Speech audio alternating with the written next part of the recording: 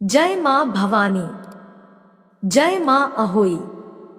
कार्तिक कृष्ण पक्ष की अष्टमी तिथि को अहोई अष्टमी का व्रत किया जाता है। इसे अहोई आठे के नाम से भी जाना जाता है। जिस वार की दीपावली होती है, अहोई आठेन भी उसी वार की पड़ती है। इस व्रत को वे स्त्रियां ही करती हैं जिनके संतान होती है। यह व्रत संतान की लंबी आयु और सुखमय जीवन की कामना से किया जाता है। इस साल अहोई अष्टमी का व्रत 5 नवंबर को है। अहोई अष्टमी व्रत की मुख्यतः 2 पौराणिक कथाएं हैं। पहली कथा का रसपान करते हैं।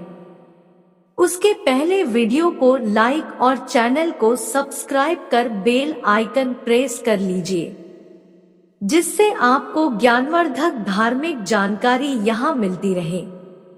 मां अहोई चैनल को सब्सक्राइब करने वालों के संतान को लंबी उम्र और सुखमय जीवन प्रदान करे। प्राचीन काल में एक साहूकार था जिसके 7 बेटे और 7 बहुएं थी। इस साहूकार की एक बेटी भी थी जो दीपावली में ससुराल से मायके आई थी। दीपावली पर घर को लीपने के लिए 7 बहुएं मिट्टी लाने जंगल में गई तो ननद भी उनके साथ हो ली। साहूकार की बेटी जहां मिट्टी काट रही थी, उस स्थान पर स्याहू साही अपने 7 बेटों से साथ रहती थी। मिट्टी काटते हुए गलती से साहूकार की बेटी की खुरपी के चोट से स्याहू का एक बच्चा मर गया। स्याहू इस पर क्रोधित होकर बोली, मैं तुम्हारी कोख बांध दूंगी। स्याहू के वचन सुनकर साहूकार की बेटी अपनी 7 भाभियों से एक कर विनती करती है कि वह उसके बदले अपनी कोख बंधवा ले। सबसे छोटी भाभी ननद के बदले अपनी कोख बंधवाने के लिए तैयार हो जाती है। इसके बाद छोटी भाभी के जो भी बच्चे होते हैं, वे 7 दिन बाद मर जाते हैं। 7 पुत्रों की इस प्रकार मृत्यु होने के बाद उसने पंडित को बुलवाकर इसका समाधान पूछा। मां अहोई को मानने वाले वीडियो को लाइक जरूर करें। पंडित ने कहा, तुम सुरही गाय की सेवा किया करो। सुरही गाय रिश्ते में स्याहू की भाईली लगती है। वह यदि तेरी कोख छोड़ दे तो बच्चे जीवित रह सकते हैं। पंडित की बात सुनकर छोटी बहू ने दूसरे दिन से सुरही गाय की सेवा करना प्रारंभ कर दिया। वह प्रतिदिन सुबह सवेरे उठकर गाय का गोबर आदि साफ कर देती। गाय ने अपने मन में सोचा कि यह कार्य कौन कर रहा है, इसका पता लगाऊंगी। दूसरे दिन गाय माता तड़के उठकर देखती है कि उस स्थान पर साहूकार की छोटी बहू झाड़ू बुहारी करके सफाई कर रही है। सुरही गाय ने छोटी बहू से पूछा कि तू किस लिए मेरी इतनी सेवा कर रही है और वह उससे क्या चाहती है। जो कुछ तेरी इच्छा हो वह मुझसे मांग ले। साहूकार की बहू ने कहा कि स्याहू माता ने मेरी कोख बांध दी है, जिससे मेरे बच्चे नहीं बचते हैं। यदि आप मेरी कोख खुलवा दे तो मैं आपका उपकार मानूंगी। गाय माता ने उसकी बात मान ली और उसे साथ लेकर 7 समुद्र पार स्याहू माता के पास ले चली। रास्ते में कड़ी धूप से व्याकुल होकर दोनों एक पेड़ के नीचे बैठ गई। जिस पेड़ के नीचे दोनों बैठी थी, उस पेड़ पर गरुड़ पक्षी का एक बच्चा रहता था। थोड़ी देर में ही एक सांप आकर उस बच्चे को मारने की कोशिश करने लगा। इस दृश्य को देखकर साहूकार की बहू ने उस सांप को मारकर एक डाल के नीचे उसे छिपा दिया और उस गरुड़ के बच्चे को मरने से बचा लिया। कुछ देर पश्चात उस बच्चे की मां वहां आई। जब उसने वहां खनन पड़ा देखा तो उसने सोचा कि साहूकार की बहू ने ही उसके बच्चे को मारा है। ऐसा सोचकर वो साहूकार की बहू को चोंच से मारने लगी। तब साहूकार की बहू ने कहा कि मैंने तेरे बच्चे को नहीं मारा है। तेरे बच्चे को डसने एक सांप आया था, मैंने उसे मारकर तेरे बच्चे की रक्षा की है। मरा हुआ सांप डाल के नीचे दबा हुआ है। बहू की बातों से वह प्रसन्न हो गई और बोली, जो कुछ भी तू मुझसे चाहती है मांग ले। बहू ने उससे कहा कि 7 समुद्र पर स्याहू माता रहती है, तू मुझे उस तक पहुंचा दे। तब उस गरुड़ पंखिनी ने उन दोनों को अपनी पीठ पर बैठाकर समुद्र के उस पार स्याहू माता के पास पहुंचा दिया। स्याहू माता उन्हें देखकर बोली, आ बहिन, बहुत दिनों के बाद आई है। वह पुनः बोली, मेरे सर में जू पड़ गई है, तू उसे निकाल दे। तब सुरही गाय के कहने पर साहूकार की बहू ने सिलाई से स्याहू माता की साड़ी जुओं को निकाल दिया। इस पर स्याहू माता अत्यंत खुश हो गई।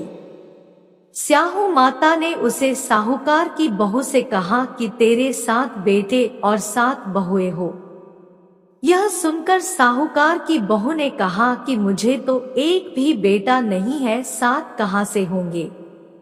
जब स्याहू माता ने इसका कारण पूछा तो छोटी बहू ने कहा कि यदि आप वचन दे तो मैं इसका कारण बता सकती हूँ। स्याहू माता ने उसे वचन दे दिया। वचनबद्ध करा लेने के बाद छोटी बहू ने कहा कि मेरी कोख तो आपके पास बंद पड़ी है, उसे खोल दे। स्याहू माता ने कहा कि मैं तेरी बातों में आकर धोखा खा गई, अब मुझे तेरी कोख खोलनी पड़ेगी। इतना कहने के साथ ही स्याहू माता ने कहा कि तू अब अपने घर जा, तेरे 7 बेटे और 7 बहुएं होंगी। घर जाने पर तू अहोई माता का उद्यापन करना, 7 अहोई बनाकर 7 कड़ाही देना। उसने घर लौट कर देखा तो उसके 7 बेटे और 7 बहुएं बेटी हुई मिली। वह खुशी के मारे भाव विभोर हो गई। उसने 7 अहोई बनाकर 7 कड़ाही देकर उद्यापन किया। उधर उसकी जेठानियां परस्पर कहने लगी कि सब लोग पूजा का कार्य शीघ्र पूरा कर लो, कहीं ऐसा न हो कि छोटी बहू अपने बच्चों का स्मरण कर रोना धोना न शुरू कर दे, नहीं तो रंग में भंग हो जाएगा। लेकिन जब छोटी बहू के घर से रोने धोने की आवाज नहीं आई तो उन्होंने अपने बच्चों को छोटी बहू के घर पता लगाने भेजा। बच्चों ने घर आकर बताया कि वहां तो उद्यापन का कार्यक्रम चल रहा है। इतना सुनते ही सभी जेठानियां आकर उससे पूछने लगी कि तूने अपनी कोख कैसे खुलवाई। इसने कहा कि स्याहू माता ने कृपा कर उसकी खोप खोल दी। सब लोग अहोई माता की जय जयकार करने लगे। जिस तरह अहोई माता ने उस साहूकार की बहू की कोख को खोल दिया, उसी प्रकार इस व्रत को करने वाली सभी नारियों की अभिलाषा पूर्ण करे। अब दूसरी कथा का रसपान करते हैं। एक समय की बात है, किसी गांव में एक साहूकार रहता था। उसके 7 बेटे थे। दीपावली से पहले साहूकार की पत्नी घर की पुताई करने के लिए मिट्टी लेने खदान गई। वहां वह कुदाल से मिट्टी खोदने लगी। दैवयोग से साहूकार की पत्नी को उसी स्थान पर एक साही की मांद दिखाई दी।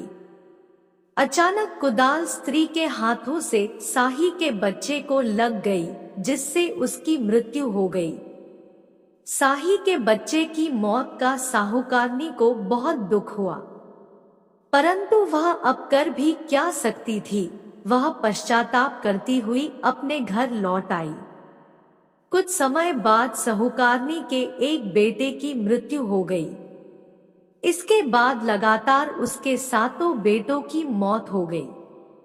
इससे वह बहुत दुखी रहने लगी।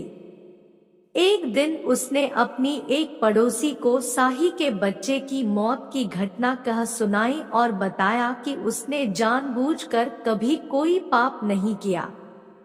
यह हत्या उससे गलती से हुई थी, जिसके परिणाम स्वरूप उसके 7 बेटों की मौत हो गई। यह बात जब सबको पता चली तो गांव की वृद्ध औरतों ने साहूकार की पत्नी को दिलासा दिया।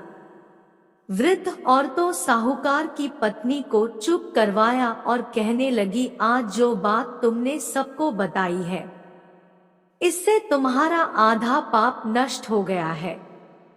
इसके साथ ही उन्होंने साहूकारनी को अष्टमी के दिन भगवती माता तथा साही और साही के बच्चों का चित्र बनाकर उनकी आराधना करने को कहा।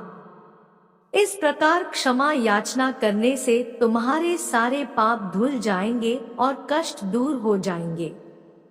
साहूकार की पत्नी उनकी बात मानते हुए कार्तिक मास की कृष्ण पक्ष की अष्टमी को व्रत रखा व विधि पूर्वक पूजा कर क्षमा याचना की। इसी प्रकार उसने प्रतिवर्ष नियमित रूप से इस व्रत का पालन किया, जिसके बाद उसे 7 पुत्र रत्नों की प्राप्ति हुई।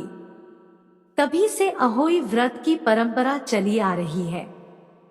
ऐसे करे अहोई अष्टमी पूजा विधि। जिन स्त्रियों का व्रत करना होता है वह दिन भर उपवास रखती है। सायंकाल भक्ति भावना के साथ दीवार अहोई की पुतली रंग भरकर बनाती है। उसी पुतली के पास सेई व सेई के बच्चे भी बनाती है। आजकल बाजार से अहोई के बने रंगीन चित्र कागज भी मिलते हैं, उनको लाकर भी पूजा की जा सकती है। संध्या के समय सूर्यास्त होने के बाद जब तारे निकलने लगते हैं तो अहोई माता की पूजा प्रारंभ होती है। पूजन से पहले जमीन को स्वच्छ करके पूजा का चौक पूर कर एक लोटे में जलकर उसे कलश की भांति चौकी के एक कोने पर रखे और भक्ति भाव से पूजा करें। बाल बच्चों के कल्याण की कामना करें। साथ ही अहोई अष्टमी के व्रत कथा का श्रद्धा भाव से सुने। इसमें एक खास बात यह भी है कि पूजा के लिए माताएं चांदी की एक अहोई भी बनाती है, जिसे बोलचाल की भाषा में स्याऊ भी कहते हैं, और उसमें चांदी के 2 मोती डालकर विशेष पूजन किया जाता है। जिस प्रकार गले में पहनने के हार में पैंडल लगा होता है, उसी प्रकार चांदी की अहोई डलवानी चाहिए और डोरे में चांदी के दाने पिरोने चाहिए। फिर अहोई की रोली चावल, दूध व भात से पूजा करें। जल से भरे लोटे पर सातिया बना लें। एक कटोरी में हलवा तथा रुपए का बायना निकालकर रख दें और 7 दाने गेहूं के लेकर अहोई माता की कथा सुनने के बाद अहोई की माला गले में पहन ले। जो बायना निकाल कर रखा है उसे सास की चरण छूकर उन्हें दे दे। इसके बाद चंद्रमा को जल चढ़ाकर भोजन कर व्रत खोले। इतना ही नहीं, इस व्रत पर धारण की गई माला को दिवाली के बाद किसी शुभ दिन अहोई को गले से उतारकर उसको गुड़ से भोग लगा और जल से छींटे देकर मस्तक झुकाकर रख दें। सास को रोली तिलक लगाकर चरण स्पर्श करते हुए आशीर्वाद ले। आशा करती हूँ कि जानकारी अच्छी लगी होगी, तो वीडियो को लाइक और चैनल को सब्सक्राइब कर बेल आइकन प्रेस कर लीजिए, जिससे आपको ज्ञानवर्धक धार्मिक जानकारी यहाँ मिलती रहे।